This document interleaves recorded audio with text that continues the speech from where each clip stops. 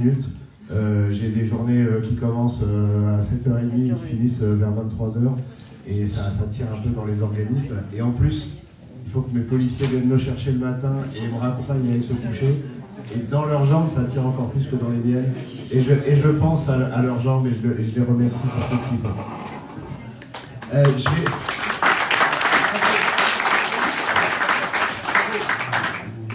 Je vais répondre à vos deux premières questions. Franchement, ce soir, je ne vais pas me lancer sur le Hezbollah.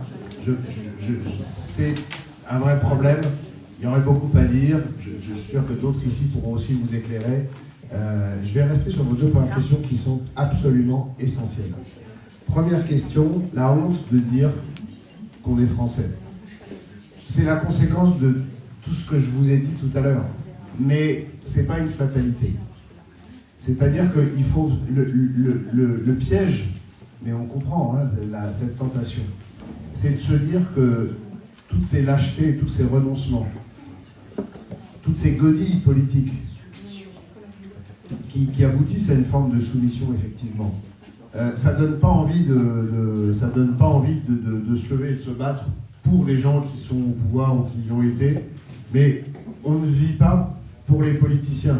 On vit pour son pays, pour étymologiquement, la patrie, c'est la terre de nos pères, étymologiquement. Donc, on vit pour nos racines, pour notre civilisation. La France, je parle de la France, c'est un pays aux racines gréco-latines et de tradition judéo-chrétienne, depuis plus de 1500 ans. Donc, c'est pour ça qu'il faut se lever et se battre. Et le fait qu'on ait honte d'un passé proche n'empêche pas d'essayer de redevenir fier et de contribuer à rétablir la fierté. Parce que la grandeur de la tâche qui attend la nouvelle génération politique, parce que moi je suis convaincu que le chaos actuel va aboutir à une nouvelle génération politique, dont vous avez bien compris que je pense que d'une manière ou d'une autre, j'en ferai partie, en tout cas j'en suis totalement déterminé. La gageure, c'est de réussir à pérenniser notre pays sans nous renier et en conservant ses valeurs. Ce qui nous amène à votre deuxième question. Est-ce qu'aujourd'hui, on peut considérer qu'il y a une distinction entre l'islam et l'islamisme, entre les musulmans et les islamistes? Je vais vous répondre là où vous ne m'attendez pas. C'est qu'on n'a pas le choix. Qu'est-ce que ça veut dire? Ça veut dire qu'il faut qu'on soit suffisamment déterminé pour imposer toute la partie précédente, c'est-à-dire la fierté, la restauration de nos racines, etc.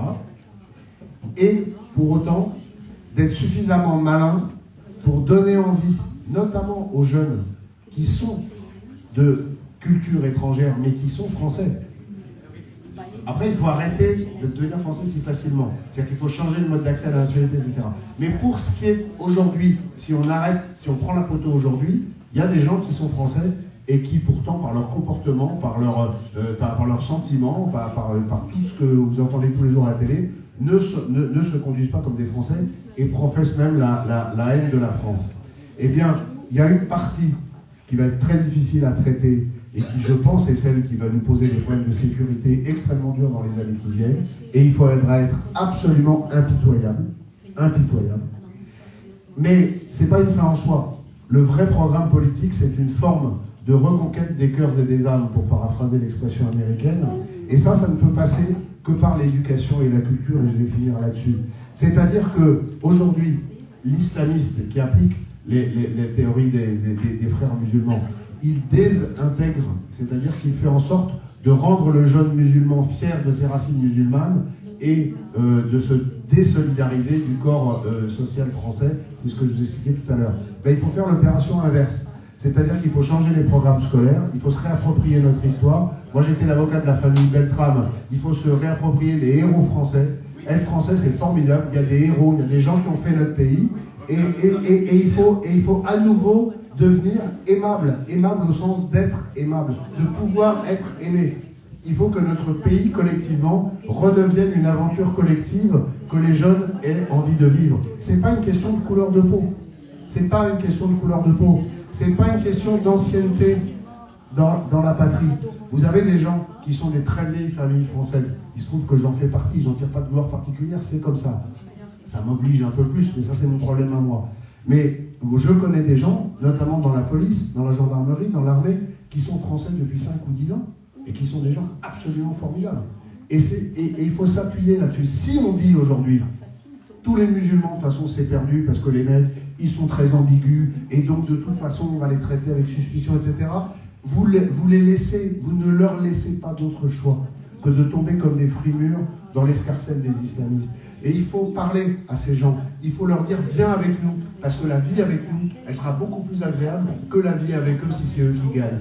Il faut faire de ces gens des Français de cœur. Et pour ça, c'est un travail qu'il faut faire sans naïveté, parce que ce que je dis, il ne faut pas que vous pensiez que c'est de la naïveté, mais on n'a pas le choix. On a aujourd'hui entre 8 et 10 millions de musulmans en France d'une manière ou d'une autre, en comptant les Français et les étrangers. On ne peut pas dire, les gars, soit on fait un mur et on leur donne un quart du territoire, soit vous partez de là. C'est des théories qui sont folles et qui sont inapplicables. Donc, il faut engager ce programme en étant absolument lucide. Je suis désolé, on ne va pas engager un débat parce qu'il faut... Juste un mot, vous disiez, il faut que chacun d'entre vous rentre dans cette et du courage. Donc, très bien, moi j'ai dit courage, mais personne ne me dit, excusez-moi, je veux dire, personne ne dit faites, voilà, adhérez à tel groupe et faites ce CRSI. Non mais... Et on a des Boualem sans salle. Il faut... Boualem sans salle, il est membre du CRSI. Florence Bergeau-Blatter, elle est membre du CRSI. Il y a tout un tas de gens aujourd'hui dans la société française qui nous rejoignent. On n'est pas les seuls. Non, mais on n'est pas les seuls. Ce que je veux dire, c'est que plus vous aurez des petites cellules de gens comme ça qui s'organisent, qui réfléchissent, qui veulent peser dans le champ public, nous on pèse énormément dans le champ public et dans le champ politique, vous l'avez compris, et j'espère de plus en plus, plus on pourra y arriver. Mais ce qu'il faut comprendre, c'est que, au début, ça va piquer sur la sécurité, et pour ça, il faut être prêt à être solide, à être ferme et à être dur, et à combattre la presse de gauche, les associations, etc., qui tenteront de nous en empêcher. Et ensuite, que c'est un programme sur une génération de reconquête. Je ne suis pas sûr qu'on y arrive.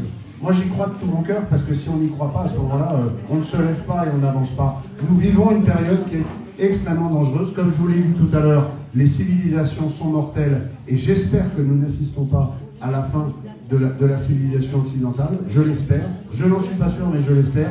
En tout cas, ce que je voulais vous dire pour finir, c'est que je vous remercie infiniment pour la chaleur de votre accueil, et que quoi qu'il arrive, et quoi que je fasse dans les mois et les années qui viennent, vous pourrez toujours compter sur moi. Bravo!